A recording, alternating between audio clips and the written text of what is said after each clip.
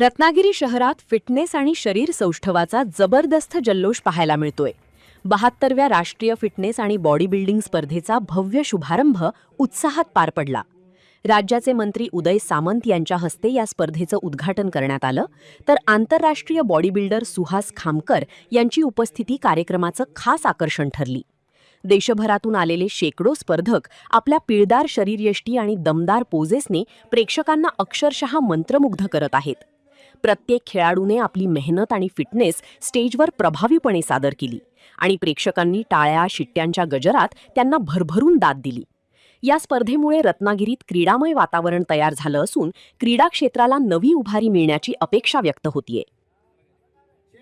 प्रेमी, आजचा दिवस हा अत्यंत उत्साहाचा असा दिवस आहे आणि रत्नागिरीकरता एक अतिशय अभिमानाचा हा दिवस आहे। आपल्याला सांगायला मला आनंद होतोय की आज 22 वर्षानंतर पुन्हा राष्ट्रीय स्पर्धा या रत्नागिरीमध्ये आणि याच ग्राउंडवर किंवा याच स्टेजवर होते, याचा मला अभिमान आहे। या प्रसंगी आपणा सर्वांचं मी स्वागत करतोय।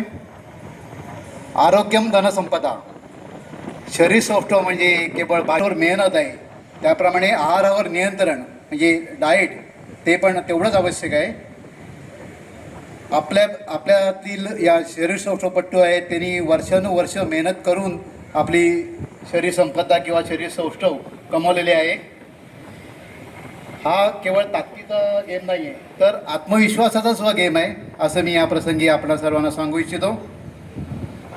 रत्नागिरी जिल्हा हौशी शरीर सौष्ठव संघटनेची स्थापना 1991 रोजी झाली। त्यावेळी आमच्या संस्थेचे अध्यक्ष होते कैलासवासी दिनकर पवार सर। आज मला खरोखर त्यांची सरांची आठवण होते, कारण रत्नागिरी शहरातील बऱ्याच युवकांना व्यायामपट्टू उदय सामंत प्रतिष्ठान प्रायोजित आणि रत्नागिरी जिल्हा शरीर सौष्ठव संघटना आयोजित अशी ही 72वी राष्ट्रीय शरीर सौष्ठव संघटनेतर्फे ही स्पर्धा होते। आणि ही स्पर्धा नामदार उदयजी सामंत साहेब, मंत्री मराठी भाषा व उद्योग मंत्री आणि रत्नागिरी पालकमंत्री यांच्या पुढाकाराने होते। त्यांचं सर्व पाठबळ आमच्या पाठीशी आहे, त्यामुळे ही स्पर्धा होत आहे।